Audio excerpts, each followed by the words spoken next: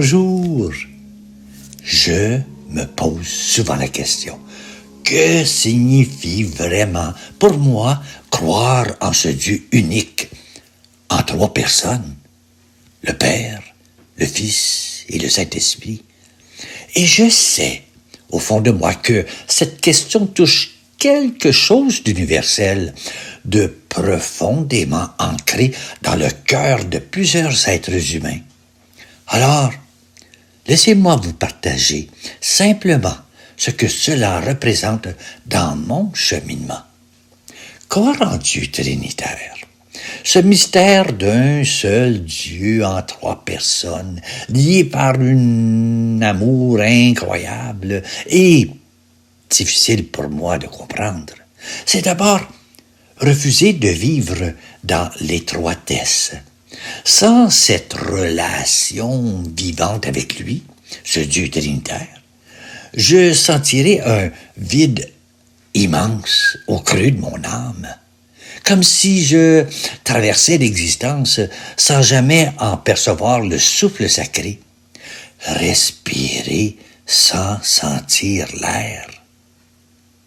Dès mon enfance, on m'a appris une vérité qui a façonné ma vie. L'existence est bien plus vaste que ma petite personne. Je ne vois qu'une infime partie du tableau.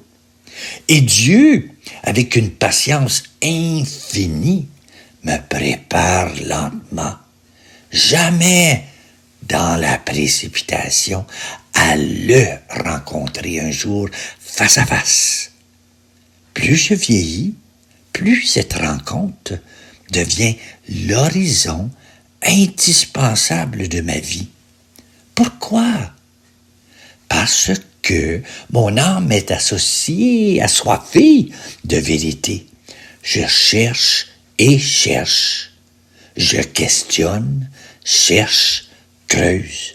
Dans le silence de la prière, mais aussi dans les livres de ces géants qui ont marché avant moi et dans les personnes que je rencontre dans ma vie.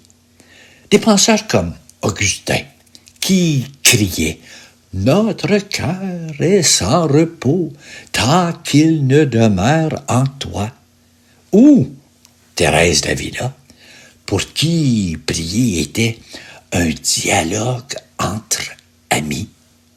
Pascal aussi, qui parlait du Dieu sensible au cœur, bien au-delà des seuls raisonnements. Leur lutte résonne en moi.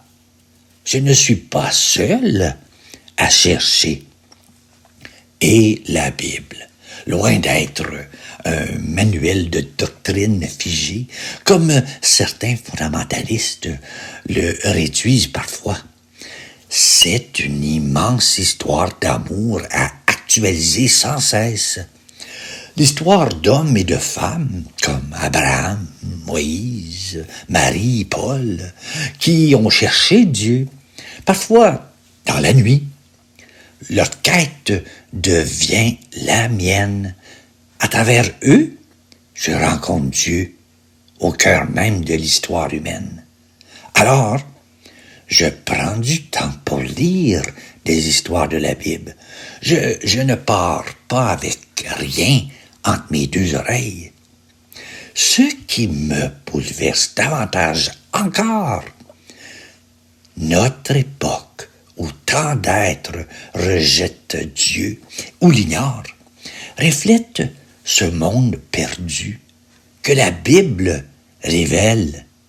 Pourtant, comme elle le montre aussi à travers tous les siècles, une soif secrète n'a jamais cessé de tendre vers le Créateur. Cela éclaire ma propre histoire, mes joies, mes doutes, mes chutes. C'est là, dans ces recoins de ma vie, que j'ai appris à voir Dieu présent. Non pas comme je l'imaginais, mais comme il est. Pas évident ce que je vous dis ici. Je l'avoue, j'ai longtemps cru que parler à Dieu relevait de la fantaisie. Aujourd'hui, je sais avec certitude tranquille que ce n'est ni une folie ni une fuite. Dieu n'est pas invisible. Il est là, bien là. Et j'ai appris, grâce à Dieu, à lui parler simplement, comme un enfant parle à son père. Cette intimité dépasse tout ce que j'aurais pu rêver. Elle transcende les mots, les images, même mes attentes. Ce qui me peine profondément, voir tant de vies indifférentes à leur propre créateur, comme s'ils étaient secondaires. Pourtant, à l'heure de quitter ce monde, il sera trop tard pour commencer à le chercher. Pourquoi cette urgence? Parce que Dieu se révèle déjà dans la beauté d'un coucher de soleil, un paysage comme vous voyez derrière moi, dans une main tendue, dans une épreuve qui nous dépasse. Il frappe doucement à la porte de chaque cœur et il espère que nous lui parlons. Il espère que je perçoive son murmure dans un pardon offert, dans une paix inexplicable au milieu du chaos. Il persévère inlassablement jusqu'à ce que mes yeux s'ouvrent et que mon cœur s'écrie « Oh là là, tu étais là, tout ce temps. Pourquoi ne t'ai-je pas vu plus tôt? » Et c'est là que tout bascule, quand enfin je reconnais sa présence fidèle, malgré mes aveuglements, mes distractions. Alors naît en moi un désir brûlant, comme l'exprimait si bien Kierkegaard. La vie ne se comprend que par un retour en arrière, mais elle se vit en regardant en avant vers lui.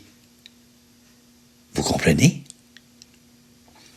Mon plus grand espoir, que chacun sur cette terre puisse un jour s'exclamer pleine d'une joyeuse espérance: Ô Seigneur, j'ai hâte de te voir face à face pour apprendre enfin à aimer comme toi. Alors, laissons la vie faire ce qu'elle doit faire en nous. Et là, Dieu s'occupera que tu sois prêt un jour de le voir face à face. Et voilà, je vous ai composé une petite prière qui vient de mon cœur. Et c'est pour toi. Elle s'appelle le murmure dans l'ordinaire. Père, tu le sais, parfois je passe sans voir ta main dans l'aube qui se lève, sans entendre ton pas dans la grâce d'un merci murmuré sous la sève. Quand le doute noue ma gorge, quand le monde crie plus fort que toi, rappelle-moi que tu es la forge, où même mes silences ont foi. Ouvre mes yeux aux signes ténus, dans le pain partagé, le cri étouffé, dans l'inconnu qui m'a tendu, ce sourire où brillait ta clé. Et si je tremble au dernier virage, chuchote seulement: regarde, depuis chaque rivage, j'attendais ton enfin. Amen et journée à toi.